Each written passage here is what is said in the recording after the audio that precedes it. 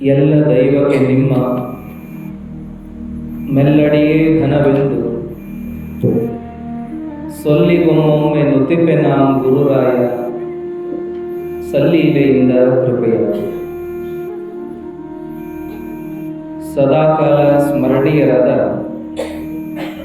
ಗುರುದೇವರನ್ನು ಹೃದಯಾರೆ ಧ್ಯಾನಿಸಿಕೊಂಡು ಪ್ರವಚನ ಕಾರ್ಯಕ್ರಮದಲ್ಲಿ ಭಾಗಿಯಾದ ಎಲ್ಲ ಹಿರಿಯರೇ, ತಾಯಂದಿರೇ, ತಮ್ಮೆಲ್ಲರಿಗೂ ಶರಣಾರ್ಥಿಗಳು.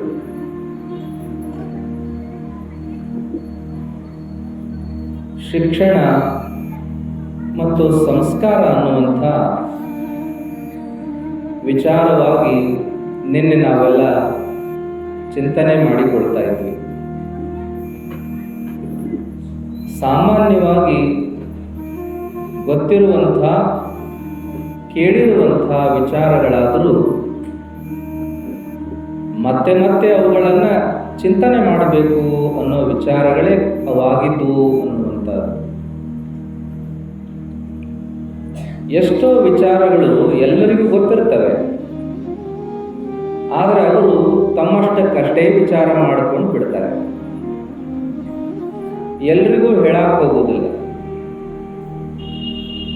ಏನು ದೊಡ್ಡದು ಬಿಡು, ನನಗನ್ಸಿದ್ದು ಅವ್ರಿಗೂ ಅನ್ಸಿರ್ಬೇಕು ಅಂತ ಬಿಡ್ತಾರೆ.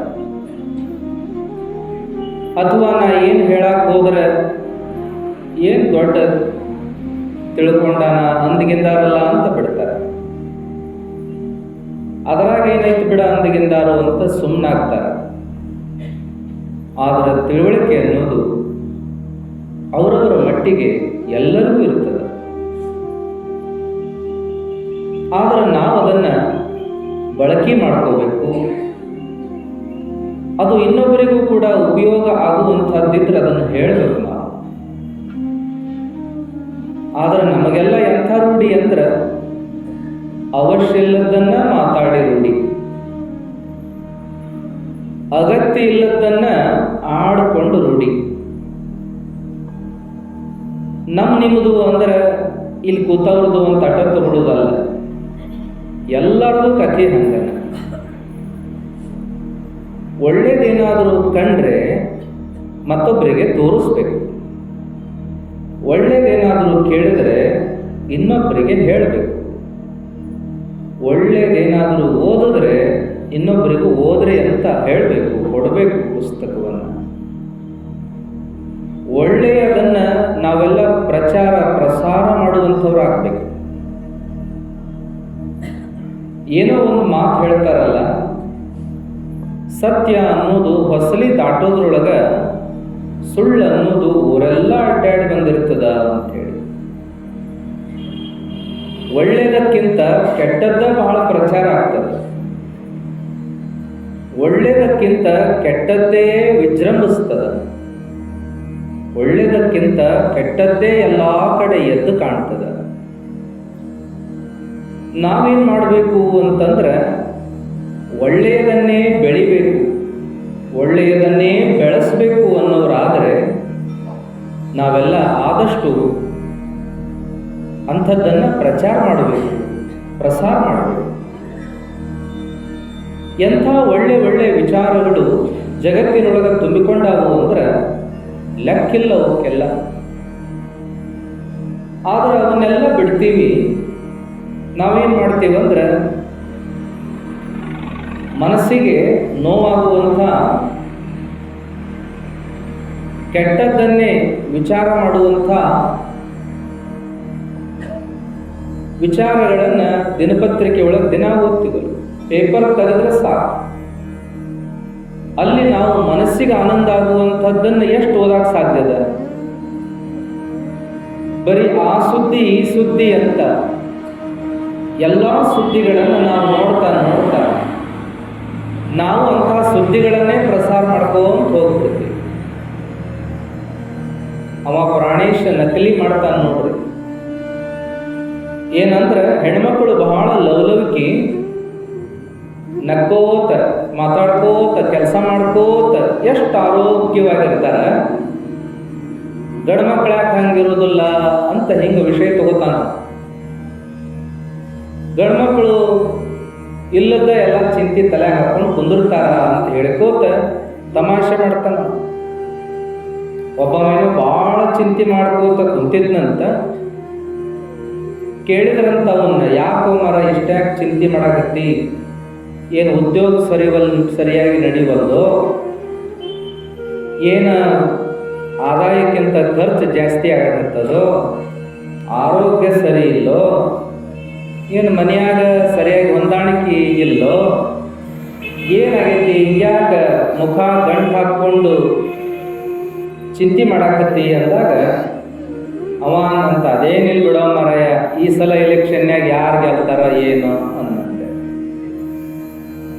ಇಂಥದ್ದನ್ನು ಹೇಳ್ತಾ ಅವ ಏನಂತಾನಂದ್ರೆ ಪ್ರಾಣೇಶ, ಬರೀ ಇಂಥ ಉಸಾಬರಿ ಮಾಡಿಕೊಂಡೇ ಜೀವನ ಮಾಡಿದ್ರೆ ನಮ್ಮ ಮನಸ್ಸು ಪ್ರಫುಲ್ಲಿತ ಆಗೋದು ಯಾವಾಗ, ನಮ್ಮ ಮನಸ್ಸು ಪ್ರಸನ್ನವಾಗಿರೋದು ಯಾವಾಗ? ಅದಕ್ಕೆ ನಾವು ಮಾಡಬೇಕಾಗಿದ್ದೇನೆಂದ್ರೆ ಒಳ್ಳೆಯ ವಿಚಾರಗಳ ಚಿಂತನೆ ಮಂಥನಗಳನ್ನು ಮಾಡ್ತಾ ಇರಬೇಕು. ಒಳ್ಳೇದು ಯಾರಿಗೂ ಬೇಡ, ಎಲ್ಲರಿಗೂ ಬೇಕು ಒಳ್ಳೇದು.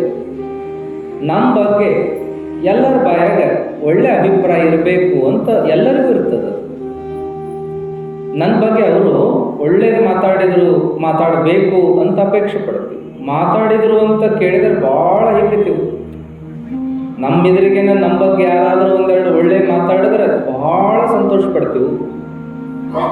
ಅಥವಾ ನಾವು ಇಲ್ಲದಾಗಲೂ ಕೂಡ ನಮ್ಮ ಬಗ್ಗೆ ಏನಾದ್ರು ಒಳ್ಳೆ ಮಾತುಗಳನ್ನು ಆಡಿದ್ರು ಅಂದ್ರೆ, ಹೊಗಳಿದ್ರು ಅಂದ್ರೆ ಅದನ್ನು ಕೇಳಿ ಎಷ್ಟು ಸಂತೋಷ ಪಡ್ತೀವಿ ಅಂದ್ರೆ, ಎದುರಿಗೆ ಹೇಳಿದ್ರು ಅಷ್ಟಾಗಲಿಕ್ಕಿಲ್ಲ, ಅಷ್ಟು ಸಂತೋಷವನ್ನು ಪಡ್ತೀವಿ. ನಾವು ಬೇಕಾದಂಥ ಕೆಟ್ಟ ಕೆಲಸನ ಮಾಡಲಿ, ತಪ್ಪು ಕೆಲಸನ ಮಾಡಲಿ, 4 ಮಂದಿ ಮೆಚ್ಕೊಳಕತ್ತಾರ ಅಂದ್ರೆ ದೊಡ್ಡ ಹಿಗ್ಗು ನಮಗೆ. ಒಳ್ಳೆಯ ಅಂದ್ರೆ ಸಾಕು, ನಮಗೆ ಎಲ್ಲಿಲ್ಲದ ಹಿಗ್ಗು. ಹೀಗಾಗಿ ಏನಾಗಿದೆ ಅಂದ್ರೆ, ಮನುಷ್ಯನಿಗೆ ಒಳ್ಳೆಯ ಅಂತ ಅನಿಸ್ಕೊಳ್ಳೋದು ಬೇಕಾಗ್ಯದ, ಒಳ್ಳೆಯವಾಗಿ ಬದುಕೋದು ಬೇಕಾಗಿಲ್ಲ. ಇವತ್ತಿನ ಕಾಲದೊಳಗೆ ಇದ ರೂಢಿ, ಒಳ್ಳೆ ಅನಿಸ್ಕೋಬೇಕು ಖರೆ, ಆದ್ರೆ ಒಳ್ಳೆ ಬದುಕಬೇಡ. ಇದು ನಮ್ಮನ್ನ ದುಃಖಕ್ಕೀಡು ಮಾಡ್ತದೆ. ಒಂದು ದಿವಸ ನಮಗಿದು ಬಹಳ ಕಷ್ಟಕ್ಕೀಡು ಮಾಡ್ತದೆ ಅನ್ನುವಂಥದ್ದು. ಅದಕ್ಕಿಲ್ಲಿ ನಾವೇನು ನೋಡ್ತಾ ಇದ್ದೀವಿ ಅಂದರೆ, ನೆನ್ನೆಯ ದಿನ ಸಂಸ್ಕಾರ ಅನ್ನೋದು ಭಾಳ ಇರಬೇಕು ನಮಗೆ. ಸಂಸ್ಕಾರದ ಜೊತೆಗೆ ಶಿಕ್ಷಣ ಸಿಕ್ಕರೆ ಭಾಳ ಚಲೋ. ಹಿರಿಯರು ಅದಕ್ಕೆ ಹೇಳಿದ್ದು, ಓದು ಒಕ್ಕಾಲು ಬುದ್ಧಿ ಮುಕ್ಕಾಲು ಅಂತೇಳಿ. ಓದು ಒಕ್ಕಾಲು ಅಂದ್ರೆ 4 ಓದಿದ್ರೆ 12 ಬುದ್ಧಿ ಇರಬೇಕು, ಅಂದ್ರೆ ಅನುಭವ ಇರಬೇಕು.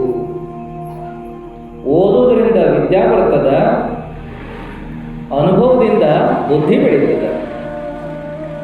ವಿದ್ಯಾಕ್ಕಿಂತ ಬುದ್ಧಿ ಹೆಚ್ಚಿರ್ಬೇಕು ಮನುಷ್ಯಾಗ ಅಂತ ಹೇಳುವಂಥದ್ದು.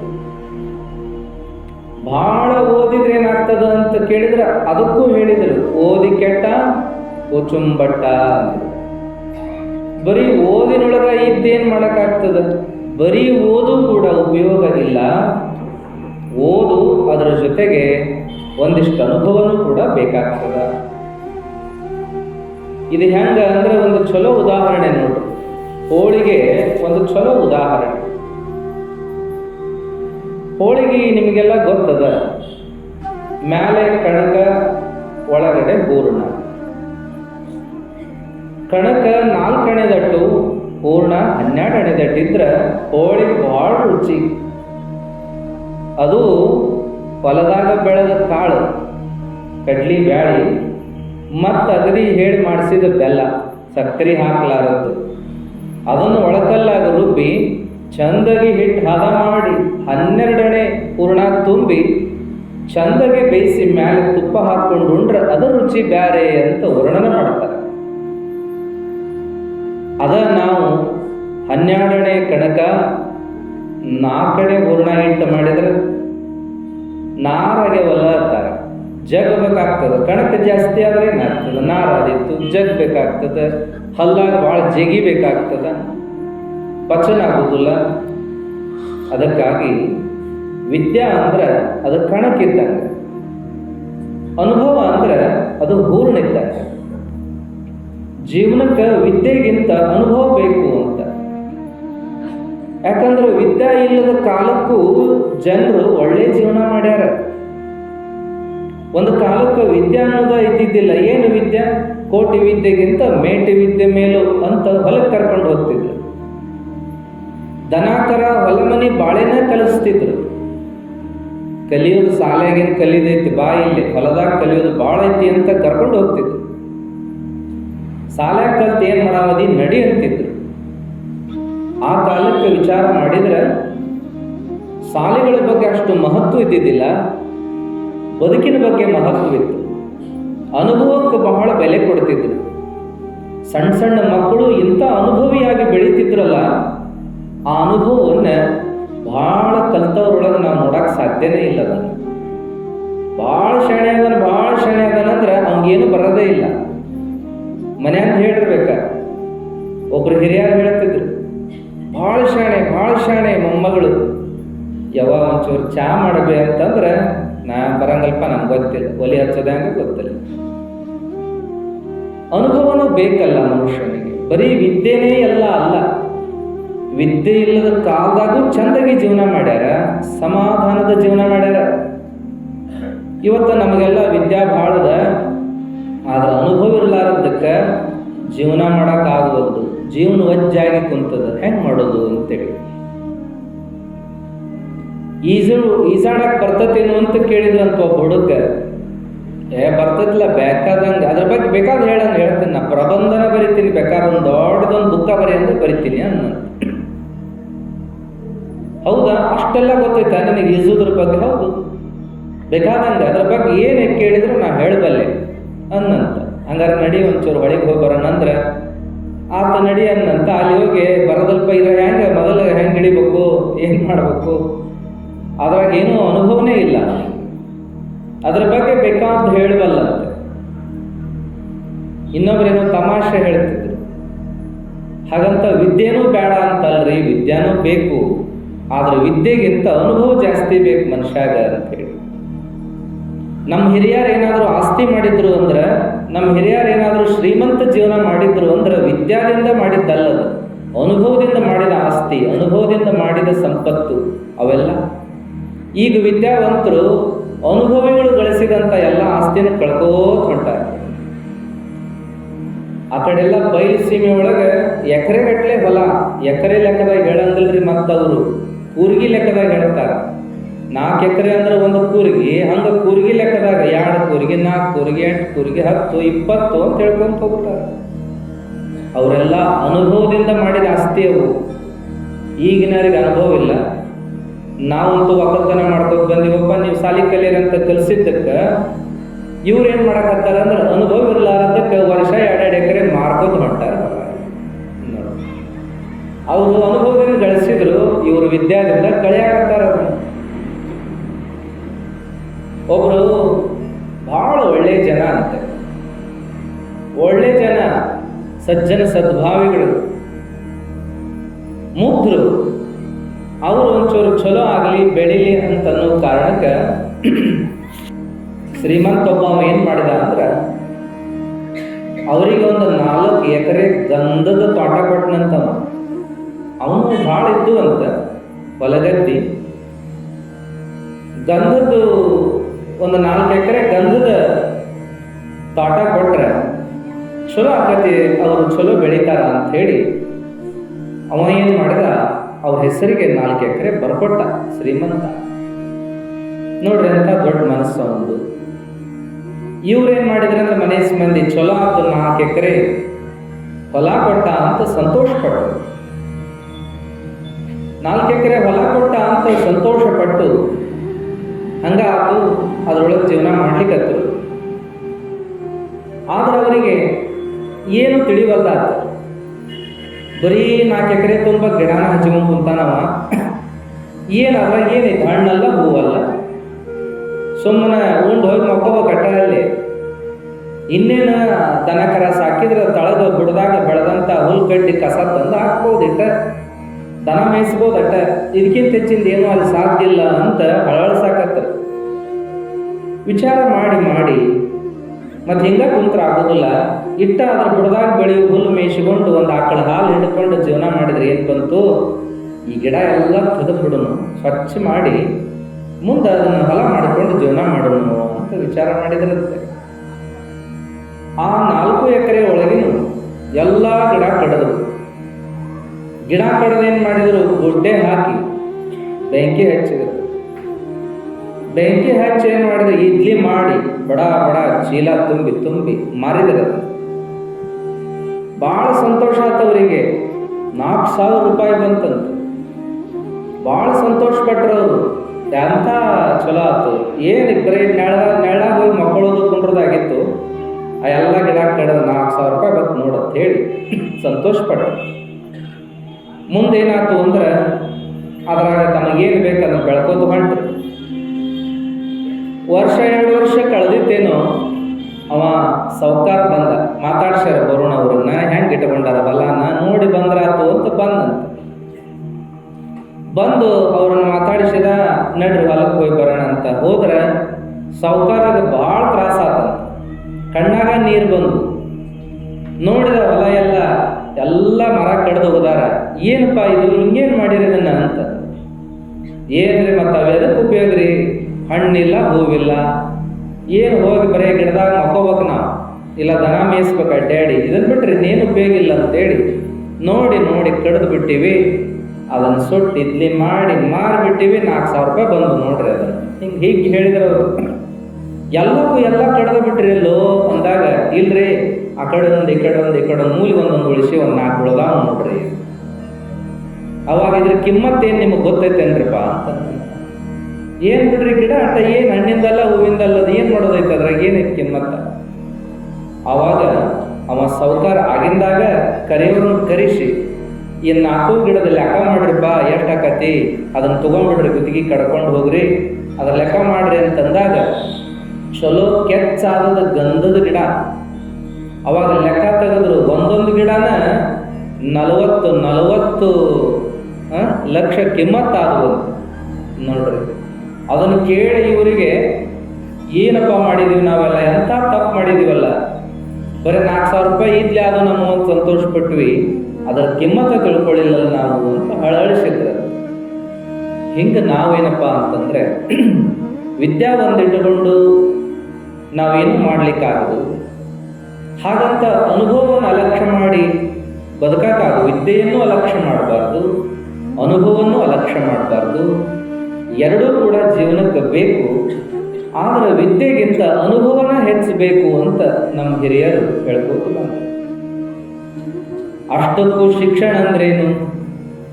ಶಿಕ್ಷಣ ಅಂದ್ರೆ ಬರೀ ಇದು SLC ಮುಗಿದ ಮೇಲೆ PUC ಮುಗಿದ ಮೇಲೆ ಡಿಗ್ರಿ ಮುಗಿದ ಮೇಲೆ ಮಾಸ್ಟರ್ ಡಿಗ್ರಿ, ಅದು ಮುಗಿದ ಮೇಲೆ ಮತ್ತೊಂದು, ಇವೆಲ್ಲ ಮಾಡಿ ಒಂದು ಸರ್ಟಿಫಿಕೇಟ್ ತಗೊಂಡು ಚಲೋ ನೌಕರಿ ಹುಡುಕಿ ನಾವು ಪಗಾರ ತಗೋತಾ ಹೋಗ್ಬಿಡೋದು ಅಂತ ಹಿಂಗಾಗಿದೆ.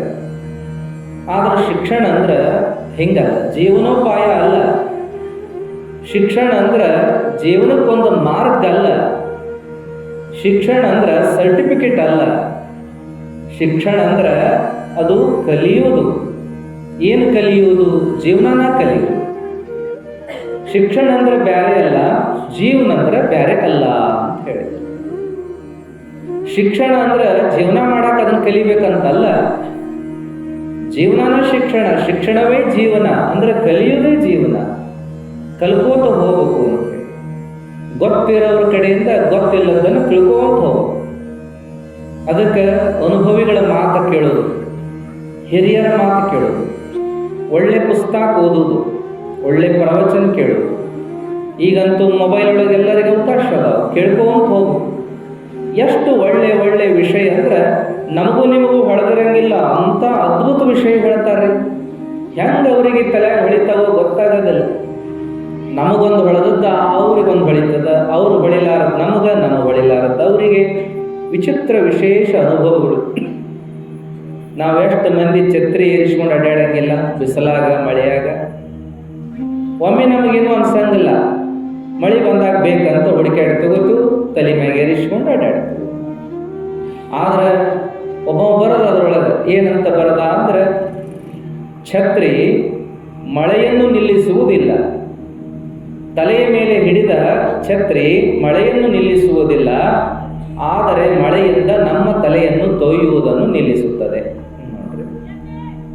ಹೌದಲ್ಲ? ಖರೆ. ಛತ್ರಿ ಒರೆಸೋದಂದ್ರೆ ಮಳೆ ಹೋಗುವುದಿಲ್ಲ, ಆದ್ರೆ ಮಳೆಯಾಗಿಂದ ನಮ್ಮ ತಲೆ ತೊಯ್ತಿತ್ತಲ್ಲ ಅದನ್ನು ನಿಲ್ಲಿಸ್ತು ಅಂತ. ಹೌದಲ್ಲ? ಹೀಗೆ ಸಣ್ಣ ಸಣ್ಣ ವಿಷಯಗಳೇ ಏನೋ ಒಂದು ಅದ್ಭುತವಾದಂಥದ್ದನ್ನು ನಮಗೆ ಹೇಳಿಬಿಡ್ತಾವ. ಮೊನ್ನೊಬ್ಬರು ಹೇಳ್ತಾ ಇದ್ದದ್ದು ಎಂಥ ಒಳ್ಳೆ ಮಾತು. ನಾವು ಮೊನ್ನೆ ಉದಾಹರಣೆ ನೋಡೋದುವಲ್ಲ, ನೀರಾಗನ ಉಪ್ಪು ತಯಾರಾಗ್ತದ, ನೀರಾಗನ ಐಸ್ ತಯಾರಾಗ್ತದ, ಆಲಿಕಲ್ಲು ತಯಾರಾಗ್ತದ, ನೀರಾಗನ ಮುತ್ತು ತಯಾರಾಗ್ತದ. ಉಪ್ಪು ಕರಿ ಹೋಗ್ತದ, ಆಲಿಕಲ್ಲು ಕರಿ ಹೋಗ್ತದ, ಮುತ್ತೊಟ್ಟ ಕರಗಂಗಿಲ್ಲ. ನೋಡ್ರಿ, ನೀರಾಗಿಂದನ ಆದರೂ ಹಿಂಗದಾವ ಎಷ್ಟು ವ್ಯತ್ಯಾಸಗಳು ಅಂತ ನೋಡಿದ್ವಲ್ಲ. ಹಂಗ ಅದ್ಭುತ ಇನ್ನೊಬ್ಬ ಹೇಳಿದೆ, ಹಾಲಿನ ಹೊಟ್ಯಾಗನ ಮೊಸರ, ಹಾಲಿನ ಹೊಟ್ಯಾಗನ ಮಜ್ಜಿಗೆ, ಹಾಲಿನ ಹೊಟ್ಯಾಗನ ಬೆಣ್ಣೆ, ಹುಟ್ಟಿದ್ರು ಸಹಿತ ಮೊಸರಿನ ಕಿಮ್ಮತ್, ಹಾಲಿನ ಕಿಮ್ಮತ್ ಮೊಸರಿಗಿಲ್ಲ, ಮೊಸರಿನ ಕಿಮ್ಮತ್ ಮಜ್ಜಿಗಿಲ್ಲ, ಮಜ್ಜಿಗೆ ಕಿಮ್ಮತ್ ಬೆಣ್ಣಿಗಿಲ್ಲ ಅಂತೇಳಿ. ಮತ್ತು ಬೆಣ್ಣೆ ಅಂತ ಕಿಮ್ಮತ್ ಮತ್ತೆ ಅದಕ್ಕಿಲ್ಲ. ಅದ ಬೆಣ್ಣೆ ಕಾಸಿ ತುಪ್ಪ ಮಾಡಿದ್ರೆ ಇನ್ನಷ್ಟು ಕಿಮ್ಮತ್ ಹೆಚ್ಚೆ. ಹಾಲಿನ ಹೊಟ್ಟೆಯಾಗ ಹುಟ್ಟಿದ್ರು ಸಹಿತ ಕಿಮ್ಮತ್ತನ್ನು ಹೆಚ್ಚು ಮಾಡ್ಕೋತಾನೆ ಹೋತು ಅನ್ನುವಂಥ ವಿಚಾರವನ್ನು ಹೇಳಿ. ಹೌದಲ್ಲ? ನೋಡ್ರಿ, ಹೌದಲ್ಲ ಹೌದಲ್ಲ ಅನ್ಬೇಕು. ಇವೆಲ್ಲ ಅನುಭವದ ಮಾತುಗಳ್ರಿ. ಇಂಥ ಅನುಭವದ ಮಾತುಗಳು ಲೆಕ್ಕಿಲ್ದಷ್ಟು. ಅವಕ್ಕೇನಂದ್ರು ಅಂದ್ರೆ ಗಾದೆಯ ಮಾತುಗಳು ಅಂದರು, ನಾಣ್ಣುಡಿಗಳು ಅಂತ ಕರೆದ್ರು. ಎಷ್ಟದಾವು ಕುಂತಲ್ ನಿಂತಲ್ಲಿ ಹೇಳ್ಕೊಂತ ಹೋಗಿದ್ರಿ ಹಿರಿಯರ. ಅವಾಗ ಕುತ್ತಲ್ ನಿಂತಲ್ಲಿ ಹೇಳ್ತಿದ್ರು, ಹಿಂಗ ಬಾಯಾಗ ಹಿಂಗ ಬರ್ತಿದ್ವು. ಏನೋ ಒಂದು ಸಂದರ್ಭ ನೋಡಿದ್ಗಳೇ ಹೇಳೇ ಬಿಡೋರು ಅದನ್ನು. ಹೌದಲ್ಲ? ಆಗಲೇ ಅಂದಿವಲ್ಲ, ಕೋಟೆ ವಿದ್ಯೆಗಿಂತ ಮೇಟೆ ವಿದ್ಯೆ ಮೇಲೆ ಅಂದು ಬಿಡ್ತಿದ್ರು ಅವ್ರು. ಪಟ ಅಂತ ಹೇಳೇ ಬಿಡೋರು. ಮಳೆ ನಿಂತರು ಮರದನಿ ನಿಲ್ಲಂಗಲ್ಲ ಅಂದು ಬಿಡೋರು ಅವರು. ಆಮೇಲೆ ಕ್ವಾಣನ ಮುಂದೆ ಕಿನ್ನೂರಿ ಬಾರಿಸಿದಂಗೆ ಆತ್ ಹೋಗು ಅಂದ ಬಿಡೋರು. ಹೌದಲ್ರಿ? ಇಂಥ ಎಷ್ಟು ಮಾತುಗಳು ಇವೆಲ್ಲ ಅನುಭವದ ಮಾತುಗಳು. ಇವೆಲ್ಲ ಇಂಥ ಅನುಭವದ ಮಾತುಗಳಿಂದ ಎಂಥ ಜೀವನ ಮಾಡಿದ್ರೆ ನಮ್ಮ ಹಿರಿಯರು ಅಂತಂದ್ರೆ ಅವರಂಥ ಜೀವನ ನೀವು ಕಲ್ತವ್ರು ಮಾಡ್ತೀವಿ ಅಂತಂದ್ರೆ ಆಗುದಿಲ್ಲ, ನಿಮ್ಗೆ ಮಾಡೋಕ್ಕಾಗೋದಿಲ್ಲ. ಅದಕ್ಕೆ ಅನುಭವ ಮನುಷ್ಯನನ್ನು ಶ್ರೀಮಂತನನ್ನಾಗಿ ಮಾಡ್ತದ, ಅನುಭವ ಮನುಷ್ಯನನ್ನು ದೊಡ್ಡವನನ್ನಾಗಿ ಮಾಡ್ತದ, ಅನುಭವ ಮನುಷ್ಯನನ್ನು ಸಮಾಧಾನವಾಗಿ ಬದುಕುವಂಗೆ ಮಾಡ್ತದ ಅಂತನ್ನೋದಕ್ಕೆ ಆ ಅನುಭವವನ್ನು ಪಡಿಬೇಕು, ಹಿರಿಯರಿಂದ ಪಡಿಬೇಕು. ಮುಂದೆ ಹಿರಿಯರು ಹೇಳ್ತಿದ್ರು ಸಣ್ಣ ಮಕ್ಕಳಿಗೆ ತಿದ್ದಿ ಬುದ್ಧಿ ಹೇಳ್ತಿದ್ರು. ಕೇಳಲಿಲ್ಲ ಅಂದ್ರೆ ಆ ಮಕ್ಕಳಿಗೆ ಹೇಳೋರು. ಮಕ್ಕಳೇನಾರು ಹೊಳ್ಳಿ ಹೇಳಕ್ಕೆ ಬಂದ್ರೆ 6 ಅಡದಕ್ಕೆ 3 ಅಡದಕ್ಕೆ ಏನು ಹೇಳ್ತೀವಿ ಹೋಗ ಅನ್ನೋರು. ಅಜ್ಜಗ ಮೊಮ್ಮಗ ಕೆಮ್ಮ ಕಲಿಸ್ದಂಗೆ ಹೋಗ ಅನ್ನೋರು. ಎಲ್ಲದಕ್ಕೂ ಒಂದೊಂದು ಅನುಭವದ ನುಡಿಯನ್ನು ಇಟ್ಟೇ ಬಿಡ್ತಿದ್ರು. ಅದಕ್ಕೆ ಒಟ್ಟಾರೆ ನಾವೆಲ್ಲ ಮಕ್ಕಳಿಗೆ ಶಿಕ್ಷಣ ಕೊಡೋದು ಅಡ್ಡ ಅಲ್ಲ, ಅನುಭವವನ್ನು ಕೂಡ ಕೊಡಬೇಕು. ಮನೆ ಅಂದ್ರೇನು, ಮನೆತನ ಅಂದ್ರೇನು, ಮನೆತನ ಹೆಂಗೆ ಬೆಳೆದು ಬಂತು, ಮನೆತನದ ಒಂದು ಗೌರವ ಅಂದ್ರೇನು, ವ್ಯಕ್ತಿತ್ವ ಅಂದ್ರೇನು, ನಮ್ಮ ಹಿರಿಯರು ಹೆಂಗೆ ಬೆಳ್ಕೊಂಡು ಬಂದರು, ನಾವು ಹೆಂಗೆ ಬೆಳೆದ್ವಿ, ಏನು ಕಷ್ಟ ನಷ್ಟ ಅನುಭವಿಸಿದ್ವಿ, ಯಾವ ರೀತಿಯಲ್ಲಿ ನಮ್ಮ ಜೀವನ ಕಟ್ಕೊಂಡಿವಿ ಅನ್ನೋದನ್ನು ಮಕ್ಕಳಿಗೆ ನೀವು ಕುಂದ್ರಿಸಿ ಹೇಳಿದ್ರೆ ಅದು ಅನುಭವ. ಅವನೊಟ್ಟ ಮಾತಾಡಿಸ್ಬೇಡ್ರಿ, ಓದೋದು ಭಾಳ ಐತ, ಒಂದು ದೊಡ್ಡ ಸಾಲಿಗೆ ಹೆಚ್ಚಾನವ, ಏನು ಹುಡುಗ ಹಿಂಗೆ ಕುಂದಿರ್ತಾನ ಓದ್ಕೋತ ಅಲ್ಲೇ ಚಾ, ಅಲ್ಲೇ ಊಟ, ಅಲ್ಲೇ ನಾಷ್ಟ, ಏನು ಮಾಡಬೇಡ ನೀನು, ಊಟದ ತಾಟ ಎತ್ತಿಡಬೇಡ, ಮನೆಯಿಂದ ಒಂದು ಕೆಲಸ ಮಾಡಬೇಡ, ನೀ ಚಂದಾಗಿ ಓದು ಅಂತ ಕುಂದ್ರಿಸಿದ್ರೆ, ನಿಮ್ಮ ಅನುಭವ ಹೇಳ್ಕೊಳ್ಳೋದೇ ಇದ್ರೆ, ನಿಮ್ಮ ಮನೆತನದ ವ್ಯಕ್ತಿತ್ವ ಗೌರವ ಅದರ ಆತಿಥ್ಯಗಳನ್ನು ಹೇಳದೇ ಇದ್ರೆ, ನಿಮ್ಮ ಧರ್ಮ ನಿಮ್ಮ ಸಂಸ್ಕೃತಿ ಹೇಳದೇ ಇದ್ರೆ ಆ ಒಂದು ಮಗು ಏನು ಬೆಳೀಲಿಕ್ಕೆ ಸಾಧ್ಯತೆ ಹೇಳಿ.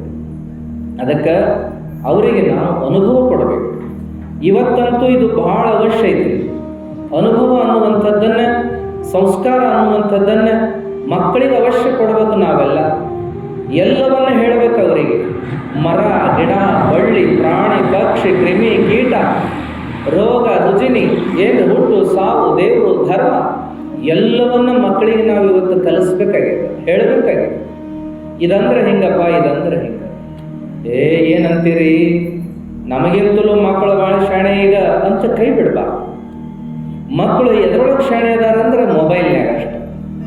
ಮಕ್ಕಳು ಎದ್ರಾಗ ಶಾಣೆ ಅದಾರ ಅಂದ್ರೆ ಸಾಲಿ ಅಭ್ಯಾಸದಾಗ ಶಾಣೆ ಇರ್ಬೋದು, ಅದು ಭಾಳ ಕಮ್ಮಿ. ಗಂಡು ಹುಡ್ರು, ಹೆಣ್ಣು ಹುಡ್ರು ಅಷ್ಟೇ ಸ್ವಲ್ಪ ಚಲೋ ಓದ್ತಾರ ಅಷ್ಟೆ. ಆದ್ರೆ ನಾವು ಹಂಗಂತ ಸಂಸ್ಕಾರ ಕೊಡದಿದ್ರೆ, ಅನುಭವ ಕೊಡದಿದ್ರೆ ಹಾಳಾಗ್ತಾವ.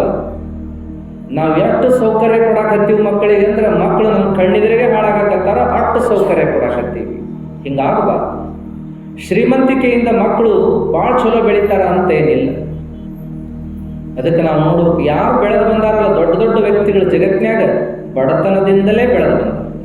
ವಿಚಾರ ಮಾಡಿ ನೋಡ್ರಿ, ಅಂಬೇಡ್ಕರ್ ಎಷ್ಟು ಕಷ್ಟ ಇತ್ತು ಅಂದ್ರೆ ಒಂದು ಕೋಲೆ ಅಂತ, ಒಂದು ಮೂಲ್ಯಾಗ ಒಲಿ ಅಂತ, ಒಂದು ಮೂಲ್ಯಾಗ ಬಚ್ಚಲ್ ಅಂತ, ಒಂದು ಮೂಲ್ಯಾಗ ಆಡ ಕಟ್ಟಬೇಕಂತ, ಒಂದು ಮೂಲ್ಯಾಗ ಇವ್ರು ಮಕ್ಕೋಬೇಕಂತ.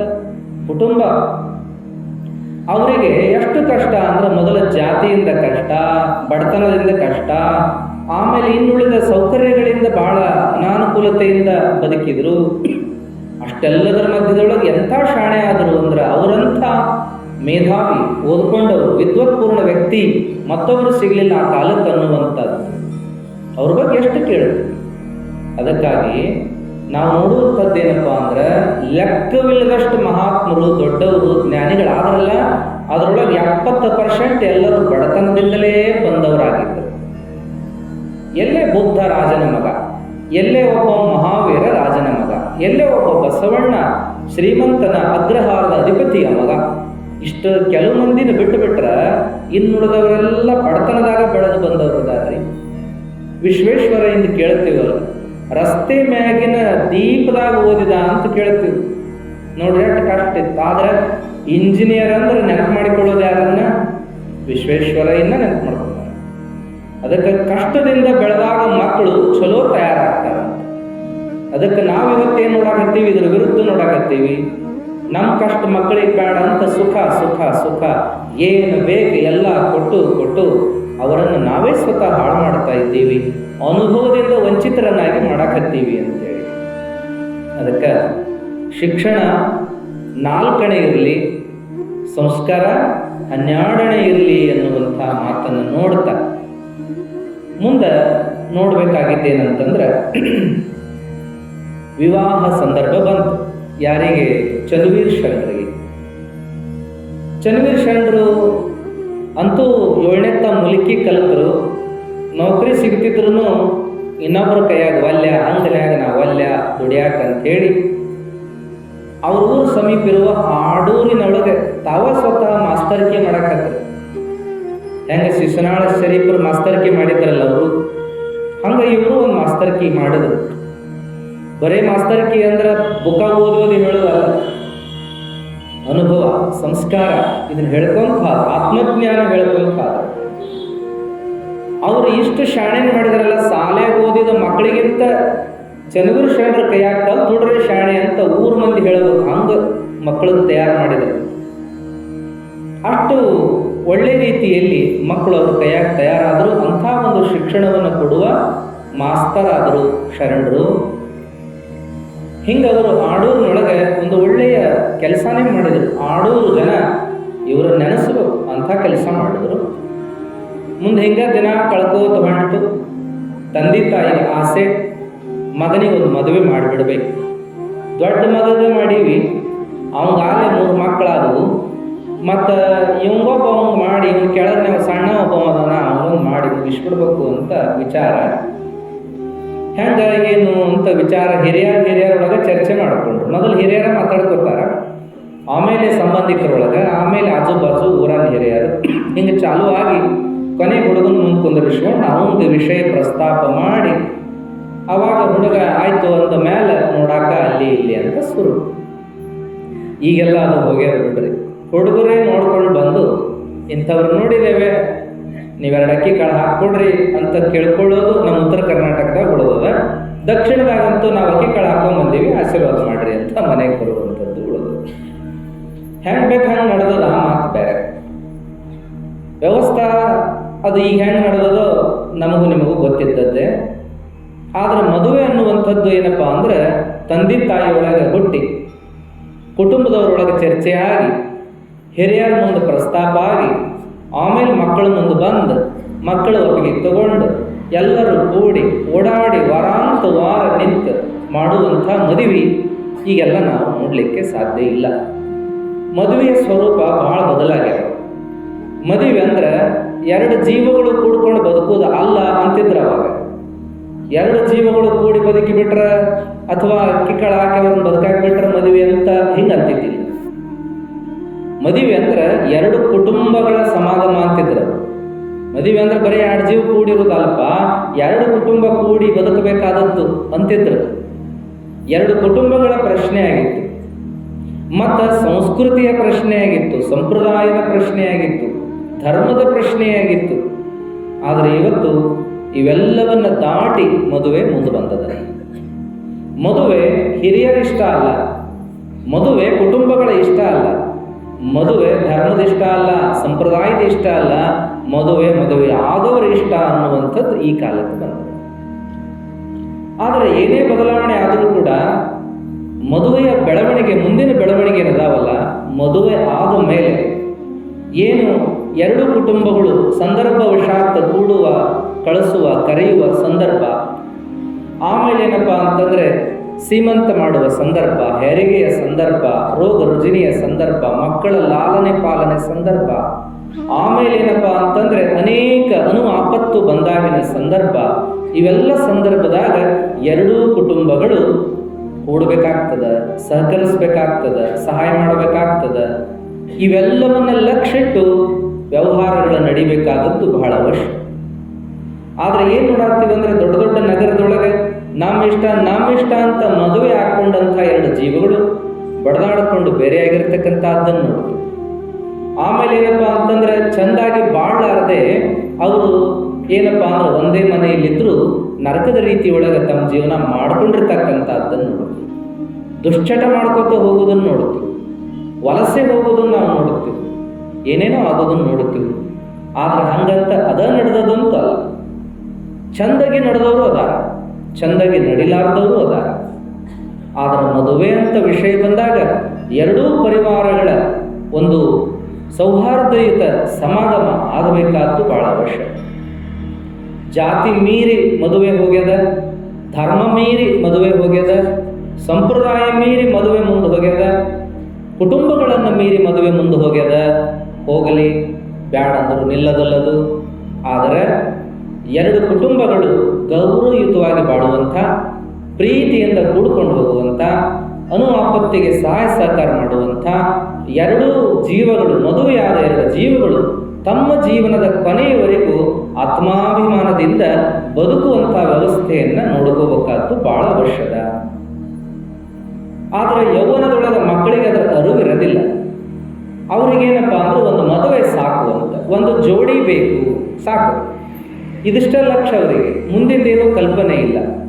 ಆದರೆ ಮುಂದಿನ ಜವಾಬ್ದಾರಿಗಳಂತ ಏನದವಲ್ಲ, ಆ ಜವಾಬ್ದಾರಿಗಳು ಬಂದಾಗ ಎಲ್ಲ ಮಕ್ಕಳಿಗೂ ಹೊರಕಾಗೋದಿಲ್ಲ. ಜವಾಬ್ದಾರಿನ ಬೇಸರ ಮಾಡ್ಕೊತಾವ, ಜಗಳ ಮಾಡ್ತಾವ, ಹಂಗ್ಯಾಕತ್ತಾವ. ಮುಂದೇನಪ್ಪ ಅಂದ್ರೆ ಈಗಂತೂ ಸಹನಿಲ್ಲ ಇಲ್ಲ, ಯಾರ ಮಾತು ಕೇಳೋದಿಲ್ಲ, ತಮ್ಮಷ್ಟಕ್ಕೂ ತಿಳ್ಕೊಳ್ಳಂಗಿಲ್ಲ, ಸಹನ್ ತಗೊಂಡು ಹೋಗಂಗೇ ಇಲ್ಲ. ಇವತ್ತು ನೋಡ್ತಾವು, ನಾಳೆ ನೋಡ್ತಾವು, ಮೂರನೇ ದಿನಕ್ಕೆ ನಾವು ಅಲ್ಲೇ ಅಂತ ಬಿಡ್ತಾವ. ಮದುವೆಯಾಗಿ ಬಂದು ನಾಳೆ ನಾಡಿದ್ದೆ ಒಳ್ಳೆದಂತ ಉದಾಹರಣೆಗಳೇ ಹೆಚ್ಚಾಗತ್ತಾವೆ. ನಮ್ಮಲ್ಲಿಲ್ಲ ಬಿಡ್ರಿ. ನಮ್ಮ ಉತ್ತರ ಕರ್ನಾಟಕದೊಳಗೆ ಇನ್ನೂ ಒಂಚೂರು ಭಯ, ಭಕ್ತಿ, ಗೌರವ, ಕುಟುಂಬ ಅಂತನ ಅಂತನೂ ಭಾವನೆ ಅದ. ಆದ್ರೆ ಮುಂದುವರೆದ ನಗರ ಅಂತ ಏನದಾವಲ್ಲ, ದೊಡ್ಡ ದೊಡ್ಡ ನಗರಗಳ ಆ ಕಡೆ ಅವೆಲ್ಲ ಬಹಳ ತಪ್ಪು ಹಾದಿ ತುಳಿದಾವ. ಎಷ್ಟು ಒಳ್ಳೆ ಜನ ಅಂತ ನಾವು ನೋಡಿದ್ದೀವಿ, ಭಾಳ ಒಳ್ಳೆ ಜನನೇ. ನಾವೆಲ್ಲ ಆ ಕಡೆಲ್ಲ ಸಂಚಾರ ಮಾಡ್ತಿದ್ದೀವಿ. ಪ್ರವಚನದ ಮೇಲೆ ದಾವಣಗೆರೆಗೋ, ಚಿತ್ರದುರ್ಗಕ್ಕೋ, ಹಾಸನಕ್ಕೋ, ಆಮೇಲೆ ಮೈಸೂರಿಗೋ, ಬೆಂಗಳೂರಿಗೋ ಅನೇಕ ಸಂದರ್ಭದಲ್ಲಿ ಅಡ್ಡಾಡ್ತಕ್ಕಂಥ ಸಂದರ್ಭ. ಆವಾಗ ಕುಟುಂಬಗಳನ್ನು ನಾವು ನೋಡ್ತಿದ್ವಿ. ಆ ಕುಟುಂಬಗಳ ಒಡನಾಟ ಇತ್ತು, ಗುರ್ತಿತ್ತು. ಅವ್ರು ಎಷ್ಟು ಚಲೋ ಬದುಕಿದವರು ಅಂದ್ರೆ ಪೂಜಾ ಮಾಡ್ಕೊಳ್ಳಾರ್ದ ನೀರು ಭಯ ಹಾಕ್ಲಾರ್ದವ್ರು. ಗುರುಗಳಂದ್ರೆ ಜೀವ ಬಿಡೋರು, ಧರ್ಮ ಅಂದ್ರೆ ಅಭಿಮಾನ ಅವರಿಗೆ.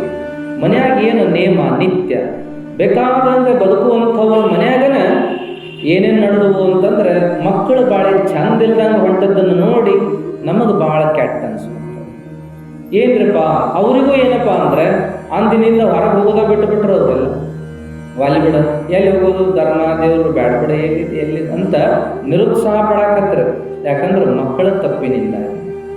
ಮಕ್ಕಳ ದಡ್ರನ್ನು ಅಂದ್ರೆ ಶಾಣೆ ದೊಡ್ಡ ದೊಡ್ಡ ಸರ್ಟಿಫಿಕೇಟ್ ಅದಾವ, ದೊಡ್ಡ ಕಂಪ್ನಿಯಾಗ ಅದಾವ, ಲಕ್ಷ ಲಕ್ಷ ರೊಕ್ಕ ತಗೋತಾರ. ಆದ್ರೆ ಬದುಕಾಕ್ ಬರುವಲ್ದು, ಅವರಿಗೆ ಹೊಂದಾಣಿಕೆ ಸಾಧ್ಯ ಆಗಬಲ್ದು. ಕುಟುಂಬದವ್ರ ಮಾತು ಕೇಳಬೇಕನ್ನೋ ಸೌಜನ್ಯತಾ ಇಲ್ಲ, ದೇವ್ರ ಧರ್ಮ ಅಂತೂ ಇಲ್ಲ. ಏನೇನೇನು ನಡೆದದ ಅಂತ ಅನ್ನೋದನ್ನು ನೋಡಿದಾಗ ಬಹಳ ಮನಸ್ಸಿಗೆ ನೋವಾಗುವಂಥದ್ದು. ಅದಕ್ಕೆ ನಾವೆಲ್ಲ ಇವತ್ತು ಎದಕ್ಕಿಂತ ನಡಿಬೇಕು ಅಂದ್ರೆ ಹೆಚ್ಚು ನಡಿಬೇಕು ಅಂತಂದ್ರೆ ಒಳ್ಳೆ ವಿಚಾರಗಳ ಪ್ರಚಾರಕ್ಕಾಗಿ ನಡಿಬೇಕಾಗ್ಯದ. ಪುರಾಣ ಪ್ರವಚನದಿಂದ ನಾವೇನು ವ್ಯವಹಾರ ಮಾಡೋದು? ಧರ್ಮ ಪ್ರಸಾರ ಆಗಲಿ, ಸಂಸ್ಕೃತಿಯ ಪ್ರಸಾರ ಆಗಲಿ, ಒಳ್ಳೆಯ ಬದುಕನ್ನು ಎಲ್ಲರೂ ಕಲೀಲಿ. ನಡೆನುಡಿಗಳ ವಿಚಾರಕ್ಕೆ ಬಂದರೆ ಎಲ್ಲರಿಗೂ ಅರ್ಥ ಆಗಿ ಮತ್ತೊಬ್ಬರಿಗೆ ಹೋಗಿ ಮುಟ್ಲಿ ಅಂತಲೇ ಇದರ ಉದ್ದೇಶ, ಬೇರೆ ಏನಿಲ್ಲ. ಅದಕ್ಕಾಗಿ ಇಂಥವುಗಳನ್ನು ನಾವು ಮಾಡಬೇಕಾಗಿದೆ. ಎಷ್ಟು ಕೇಳಿದರೂ ಕಡಿಮೆ. ಯಾಕಂದ್ರೆ ಮನಸ್ಸಂದ್ರೆ ಏನಿದೆ, ಅದು ಒಮ್ಮೆ ಕೇಳಿದ್ರೆ ಸುದ್ದಾಗತ್ತೆ ಅನ್ನೋಂಗೆ ಇಲ್ಲ. ಅದು ಮನಸ್ಸಂದ್ರೆ ಬಹಳ ವಿಚಿತ್ರ ಅದು. ಅದಕ್ಕೆ ಅಂಥ ಮನಸ್ಸನ್ನು ನಾವು ಹಗಲೆಲ್ಲ ಕೇಳಿ ಹೇಳಿ ಓದಿ ಮಾಡಿ ಅದನ್ನು ತರಬೇತುಗೊಳಿಸ್ಬೇಕು ಅನ್ನೋದಕ್ಕೆ ಇವೆಲ್ಲವನ್ನು ಮಾಡಬೇಕಾಗಿದೆ. ಮದುವೆ ಅಂದ್ರೆ ಎರಡು ಕುಟುಂಬಗಳ ಒಂದು ಸೌಹಾರ್ದಯುತ ಸಮಾಗಮ ಅನ್ನೋದನ್ನು ನಾವು ಇವತ್ತು ನೋಡಬೇಕು, ಮಕ್ಕಳಿಗೆ ಅದನ್ನು ಹೇಳಬೇಕು. ಅದಕ್ಕಾಗಿ ಇಂಥ ಮದುವೆ ವಿಚಾರವನ್ನೇ ನಾವು ನೋಡ್ಕೋತ ಹೋದ್ರೆ ಮತ್ತೆ ಇನ್ನೂ ತಾಸು ಓದಿತ್ತು. ಅದಕ್ಕೆ ಚನ್ನವೀರ ಶರಣರ ವಿಚಾರಕ್ಕೆ ಬಂದ್ರೆ, ಚನ್ನವೀರ ಶರಣರು ಮದುವೆ ವಿಷಯ ಪ್ರಸ್ತಾಪ ಮಾಡಿದ ಕೂಡಲೇ ಮೌನ ಆದರು, ಏನೂ ಮಾತಾಡಲಿಲ್ಲ. ತಂದೆ ತಾಯಿ ಹೇಳಿದರು, ಮತ್ತು ಆತಪ್ಪ ನಾವು ವಯಸ್ಸು ಹೊಂಟು ನಮಗೂ, ಮತ್ತು ನೀವು ಬದುಕಿರೋವರೆಗೂ ನಾವು ಬದುಕಿರ್ಬೇಕಲ್ಲಪ್ಪ. ಅದಕ್ಕೆ 2 ಅಕ್ಕಿ ಕಾಳು ಹಾಕಿ ನಿಮಗೊಂದು ಮದುವೆ ಮಾಡಿ ಜೋಡು ಮಾಡಿ ಕೈ ಬಿಟ್ರೆ ಕಡ್ತಾಂಕ ಚಂದಾಗಿ ಹೋಗಿರಿ ನೀವು. ನಿಮ್ಮ ಕಾಳಜಿ ಅವರು, ಅವ್ರ ಕಾಳಜಿ ನೀವು, ನಿಮಗವರು ಅವರಿಗೆ ನೀವು ಅಂತ ಹಿಂಗೆ ತಂದೆ ತಾಯಿ ಹೇಳಿದರು. ಸುಮ್ಮನೆ ಇದ್ರಿ ಅವರು ಚನ್ನವೀರ ಶರಣರು, ಏನೂ ಎರಡು ಮಾತಾಡಲಿಲ್ಲ, ಹೂನು ಅನ್ನಲಿಲ್ಲ ಹಾನು ಅನ್ನಲಿಲ್ಲ. ಸುಮ್ಮನೆ ಕೇಳಿದ್ರು, ಅವ್ರು ಹೇಳೋದನ್ನು ಕೇಳಿದರು. ಆಮೇಲೆ ಎಲ್ಲ ಹೇಳಿದ ಮೇಲೆ ಇನ್ನು ಹುಡುಗ ಅರ್ಥ ಮಾಡ್ಕೊಂಡತಿ, ವಿಚಾರ ಮಾಡ್ತದೆ ಬಿಡು ಅಂತ ಗಪ್ಪ.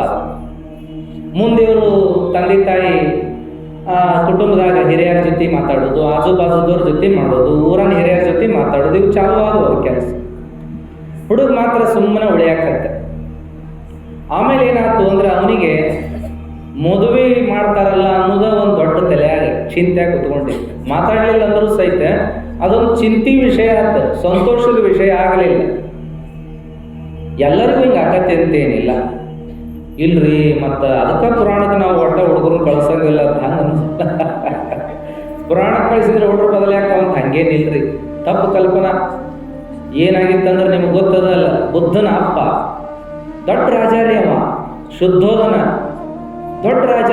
ರಾಜ ಅಂದ್ರೆ ಏನು ಹೇಳೋದತ್ರಿ, ದೊಡ್ಡ ರಾಜ ಅಂತ ಮತ್ತೆ ಅದಕ್ಕೆ ಸೇರಿಸ್ಬೇಕು, ದೊಡ್ಡ ರಾಜ ಅಂತ ಅಂದ್ರೆ ಸಾವಿರಾರು ಎಕರೆ ಜಮೀನ, ಮುಂದೆ ಕ್ವಿಂಟಲ್ ಗಟ್ಟಲೆ ಬಂಗಾರ ಬೆಳ್ಳಿ, ಮುಂದೆ ಕೈಗೊಬ್ಬರು ಕಾಲಗೊಬ್ಬರ ಅಲ್ಲ, ಕಾಲಗತ್ತು ಆಳು.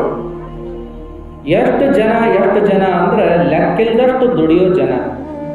ಇವತ್ತಿನ ರಾಷ್ಟ್ರಪತಿ ಭವನದಾಗನ ದುಡಿಯೋರು 300 ಮಂದಿ ಅಂತಾರೆ. 300 ಮಂದಿ ನೌಕರಿ ಮಾಡೋದು ಒಬ್ಬ ರಾಷ್ಟ್ರಪತಿ. ಅಲ್ಲಿ ಅವರು ರಾಷ್ಟ್ರಪತಿ ಭವನದಾಗ ದುಡಿಯೋರು ಎಷ್ಟು ಮಂದಿ ಅಂದ್ರೆ 300 ಮಂದಿ ಅಂತಾರೆ. ಏನಾದ್ರು ಮಾಡ್ತಿದ್ದಾರೆ ಅವರು ಅಂತ ವಿಚಾರ ಮಾಡಿತ್ತು. ಇನ್ನು ರಾಜರ ಕೈಯಾಗ ಎಷ್ಟು ಮಂದಿ ಇರಬೇಡ ಹೇಳ್ರಿ. ಅಂಬಾನಿ ಮನೆಯಾಗ 600 ಮಂದಿ ಅಂತಾರೆ ದುಡಿಯೋ, ರಾಷ್ಟ್ರಪತಿಗಿಂತ ಭಾಳ ಮಾಡ್ದಾರ.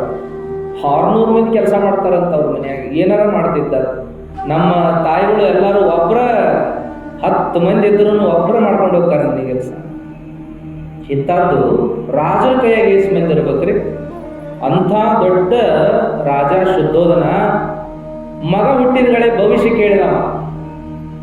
ಅವಾಗ ಏನು ಹೇಳಿದರು ಅಂದ್ರೆ, ನಿಮ್ಮ ಮಗನ ಭವಿಷ್ಯ ಬಹಳ ಉಜ್ವಲದ, ಆದ್ರೆ ದೊಡ್ಡ ಸಾಮ್ರಾಟಕ್ಕನ. ಸಾಮ್ರಾಟ ಅಂದ್ರೆ ರಾಜನಿಗಿಂತ ರಾಜ ಅಂದ್ರೆ 10 ರಾಜರನ್ನು ತನ್ನ ಕೈಯಾಗ ಇಟ್ಟುಕೊಳ್ಳೋ ಶಕ್ತಿ ಇರೋ ಸಾಮ್ರಾಟ.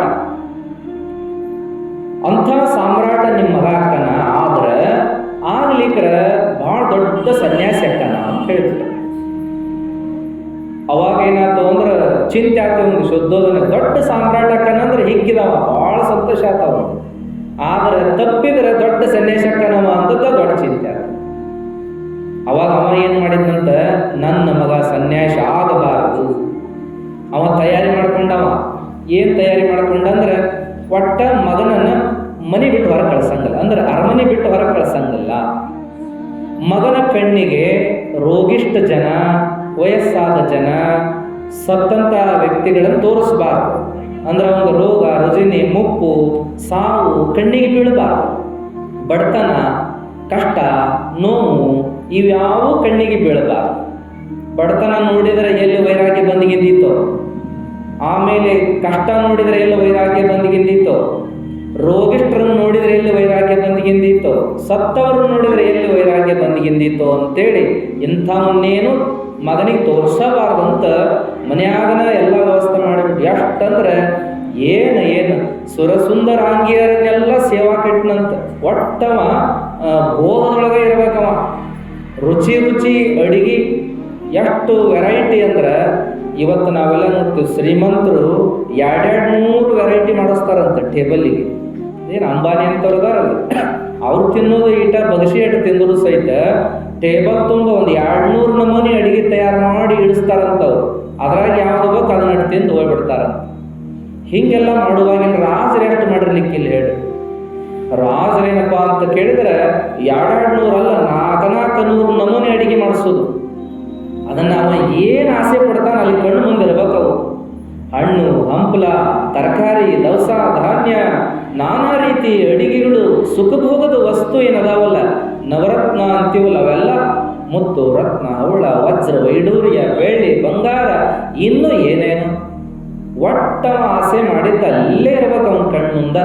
ಅವ ಮತ್ತೊಂದು ನೆನೆಸಿರಬಾರ್ದು, ಮತ್ತೊಂದು ವಿಚಾರಕ್ಕೆ ಮುಖ ಸಣ್ಣ ಮಾಡಿರಬಾರ್ದು. ಅವಂಗ ನೋಡ್ಕೊಂಡವ ಅವರಪ್ಪ ಒಟ್ಟು ಎದಕ್ಕೆ ಸನ್ಯಾಸ ಆಗಬಾರ್ದು ಅಂತ ನೋಡ್ಕೊಂಡವ. ಆದ್ರೆ ಏನಾತ್ರಿ, ಬುದ್ಧ ಅಷ್ಟು ಸುಖಭೋಗದಾಗಿದ್ರು. ದೌಡ ಮದುವೆ ಮಾಡಿದ್ರಿ ಅವ, ಭಾಳ ದೌಡ. ಈ ಬಾಗಲಕೋಟೆ ವಿಜಯಪುರ ಜಿಲ್ಲಾದಾಗ ದೌಡ ಮದುವೆ ಮಾಡ್ತಿದ್ರಂತ ಮೊದಲೆಲ್ಲ. ಈಗೂ ಅದ ಬಿಡ್ರಿ, 21 ಆದ್ವು ಅಂದ್ರೆ 21 ಆದ್ರೆ ಮಗನಿಗೆ ಕನ್ಯೆ ನೋಡ್ಬೇಕು ಅಂತಾರೆ. ಈ ಭಾಗದಾಗ ಭಾಳ ಅದ. ಆದ್ರೆ ಇದಕ್ಕಿಂತೂ ದೌಡ ಮಾಡ್ತಿದ್ರಿ ಇನ್ನೂ ಮೊದಲು. 16 ಅಂದ್ರೆ ಮದುವೆ ಮಾಡುವಂಥದ್ದು ಇತ್ತವ. ಒಬ್ರು ಸ್ವಾಮಿಗಳು ಕಾರ್ಯಕ್ರಮಕ್ಕೆ ಕರೆದಿದ್ದು, ಪ್ರವಚನಕ್ಕೆ ಹೋಗಿದ್ವಿ. ಅವರ ಕಾರ್ ಡ್ರೈವರ್ ಒಬ್ಬ ಇದ್ದ. ಅವಂಗ ಒಂದು 40-42 ಆಗಿತ್ತು. ಎಲ್ಲೋ ನಮ್ಮನ್ನ ಒಂದು ಕಾರ್ಯಕ್ರಮಕ್ಕೆ ಕರ್ಕೊಂಡು ಹೋಗ್ಬೇಕಾಗಿತ್ತು. ದಾರ್ಯಾಗ ಮಾತಾಡ್ಕೊಂಡು ಹೊಂಟಿದ್ವಿ. ಅವಾಗ ಯಾರಪ್ಪ ಏನಪ್ಪ ಅಂತ ನಾವು ಅವ್ನಿಗೆ ಕೇಳಿದ್ವಿ. ಇಂಥವ್ ಅಂತ ಹೇಳ್ದ. ವಯಸ್ಸು 42 ಅಂತ ಹೇಳ್ದ. ಆಮೇಲೆ ಮಕ್ಕಳಪ್ಪ ಅಂತನ್ನಿ. ಮಕ್ಕಳು ಅದಾರಿಪ್ಪ 4 ಮಂದಿ ಅದಾರ, ಒಬ್ಬ ಹೆಣ್ಮಗಳು 3 ಮಂದಿ ಗಂಡ್ಮಕ್ಳು ಅಂತ ಹೇಳ್ದ. ಆಮೇಲೆ ಅವ್ರು ಏನೇನು ಮಾಡ್ತಾರ ಅಂತ ಎಲ್ಲ ಅವ್ರು ಆರಾಮದಾರ್ರಿ, ಒಂದೊಂದು ಉದ್ಯೋಗ ಮಾಡ್ಕೊಂಡು ಅದಾರ್ರಿ. ಅಲ್ಲಿ ಉದ್ಯೋಗ ಮಾಡಕತ್ತಾರ. ಹೌದು, ಉದ್ಯೋಗ ಮಾಡಕತ್ತಾರ್ರಿ. ಮತ್ತು ಅವ್ರ ಮಕ್ಕಳು ಈಗ ಸಾಲಿಗೆ ಹಚ್ಚಾವ್ರಿ ಅಂತ ಹೇಳಿ. ಅಲ್ಲ, ಅವನು 42, ಈಗದ 42. ಆಮೇಲೆ ಮಕ್ಕಳಿಗೆಲ್ಲ ಮದುವೆ ಮಾಡ್ಯಾನ. ಮತ್ತು ಅವ್ರ ಮಕ್ಕಳು ಸಾಲಿಗೆ ಹಚ್ಚಾರಂತ, ಅವರೆಲ್ಲ ಕಲಿಯಾಕತ್ತಾರಂತ. ಅಂದ್ರೆ ವಯಸ್ಸರು ಏಟಿರ್ಬೇಕು ಅವ್ರದ್ದು?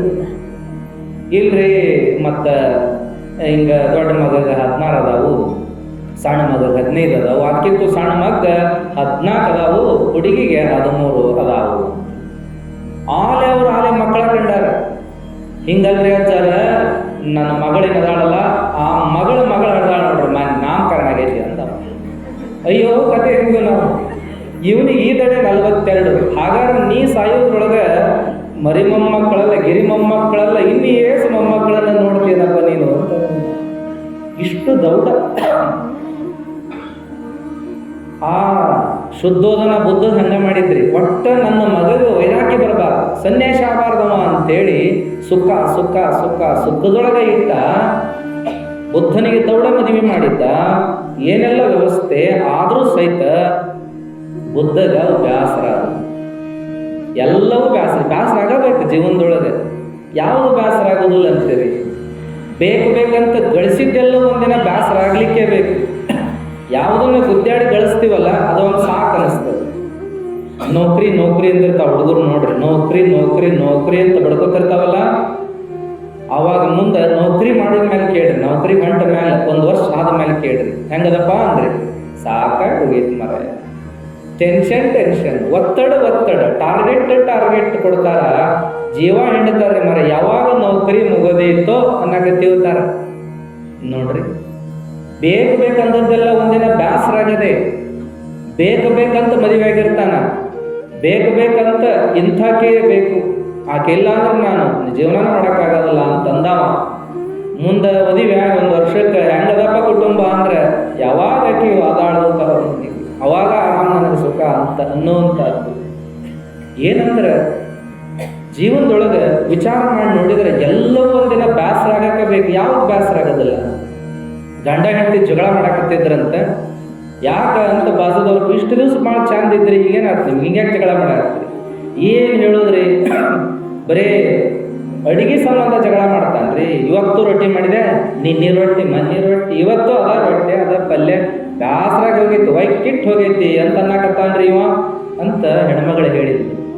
ಅವಾಗ ಅವ ಅಂದ, ಹೌದಲ್ರಿ ಸೌಕಾರ ನೀವರ ಹೇಳ್ರಿ, ದಿನ ರೊಟ್ಟಿ ಪಲ್ಯ ಅದ ರೊಟ್ಟಿ ಅದ ಪಲ್ಯ ಬೇಸರಾಗುದಿಲ್ಲ ಅಂತ ಬಾಜುದವನು ಕೇಳಿದ್ವಿ. ಅವಾಗ ಬಾಜುದವ ಹೌದು ಅನ್ನಕತ್ತಿದ್ದ. ಅಷ್ಟು ಅನ್ಕೊಡದಾನೆ ಈಕಿ, ಏನ್ರಿ ಹೌದು ಅಂತೀರಲ್ರಿ ಅಣ್ಣರ, ದಿನ ಹೋಗಿ ರಾತ್ರಿ ಕ್ವಾರ್ಟರ್ ಕುಡ್ಕುಡು ಬರ್ತಾನ, ಅದು ಬೇಸರ ಆಗೋದು ಮುಂಗ ರೊಟ್ಟಿ ಬೇಸರ ಆಗ್ತಾವಂದ್ರೆ ಅಂತ ಸಿಟ್ಟಿಗೆ ಆಗಲ್ಲ ಅಂತ. ಹಿಂಗೆ ಏನೆಲ್ಲ ವ್ಯವಸ್ಥೆ ನಡ್ಕೊಂತ ಹೋಗ್ತಿರ್ತದೆ. ಎಲ್ಲೋ ಜೀವನದೊಳಗೆ ಬೇಸರ ಆಗ್ತಾವ ಅನ್ನುವಂಥದ್ದು. ಆದರೆ ಕುಡಿತ ಬೇಸರ ಆಗೋದಲ್ಲ, ಅದು ಬಹಳ ವಿಚಿತ್ರ. ಕುಡಿತ ಬೇಸರ ಆಗೋದು, ಎಷ್ಟು ತಿನ್ನೋದು ಅದು ಬೇಸರ ಆಗ್ತದೆ. ಯಾವಾಗ ತಿನ್ನೋದು ಒಂದು ರೀತಿ ಬೇಸರ ಆಗ್ಬೋದು. ಯಾವಾಗಂತಂದ್ರೆ ಏನಾರು ಬಂತು ಅಂದಾಗ, ಶುಗರ್ ಬಂತು ಅಂದಾಗ, ಮೊನ್ನೆ ಒಬ್ಬವ ನಮ್ಮ ವಿರೂಪಾಕ್ಷಿಗೆ ಫೋನ್ ಮಾಡಿದ್ನಂತ, ಭಾಳ ಮೆತ್ತಗೆ ಮಾತಾಡಕತ್ನಂತ. ಯಾಕ್ರಿ ಅಣ್ಣಾರ ಹಿಂಗೆ ಯಾಕ್ರಿ ಅಂದ್ರೆ ನನಗೂ ಎಸ್ ಬಂದತ್ರಿ ಅನ್ನ. ಅದೇನ್ರಿ ಎತ್ತವಾಗ ಕೇಳಿದ್ನಂತ. ಎಸ್ ಅಂದ್ರೆ ಶುಗರು, ನನಗೂ ಎಸ್ ಬಂದತ್ರಿ ಅನ್ನಂತ. ಇವ ಅನ್ನಂತ ನೀವು ಹೆಂಗದ್ರಿ ಅಂದಾಗ ನನಗೆ ಜಡ್ ಬಂದತ್ರಿ ಅಂತ. ಹಿಂಗ್ಯಾಕಂದು ಹೋಗಿ ನಾವು ಹೋಗಿ ಮತ್ತೆ ಎಷ್ಟು ನೆಳ್ತಾನ ಅಂದ್ರೆ ಬರೀ ಎಸ್ ಬಂದಿದ್ದಕ್ಕೆ ಎಷ್ಟು ನೆಳ್ತಾನ, ಮತ್ತೆ ಇನ್ನೇನು ಹೇಳ್ಬೇಕು, ನಮ್ಗೆ ಜಡ್ ಬಂದದ್ದು ನಾವು ಹೇಳಿದ್ವಿ. ಏನಂದ್ರೆ ಮನುಷ್ಯ ಅವಾಗ ಬೇಸರ ಮಾಡ್ಕೊತಾನ.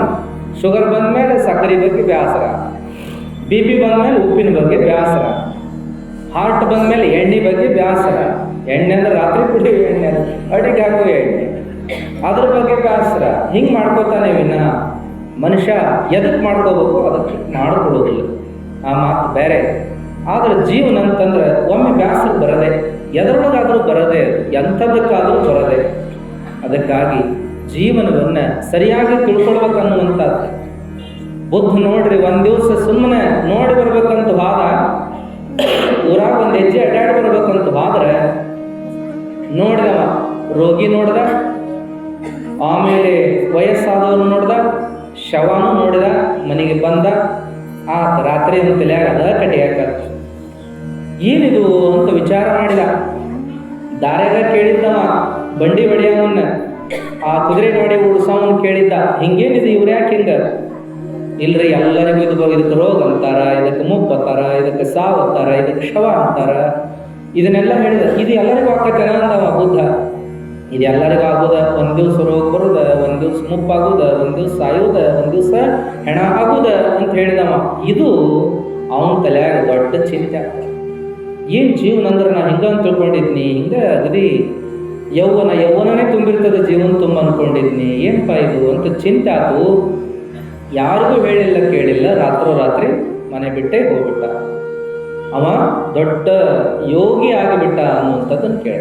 ಇದನ್ನ ಯಾವ್ದಕ್ಕೆ ಹೇಳಿದೀವಿ ಅಂದ್ರೆ, ನಾವು ಧರ್ಮ ಕೇಳೋದ್ರಿಂದ ವೈರಾಗ್ಯ ಬರ್ತದಂತ ಹಂಗೇನಿಲ್ಲ. ಶಾಸ್ತ್ರ ಪುರಾಣ ಕೇಳಿದಗಳೇ ನಮ್ಮ ಮಕ್ಕಳು ಸನ್ಯಾಸನೇ ಆಗ್ಬಿಡ್ತಾವ, ಹಂಗೇನಿಲ್ಲ. ಯಾರಿಗೂ ಆಗಕ್ಕೆ ಸಾಧ್ಯ ಇಲ್ಲ. ಸನ್ಯಾಸತ್ವ ಬಹಳ ಕಷ್ಟ, ಆಗೋದಿಲ್ಲ.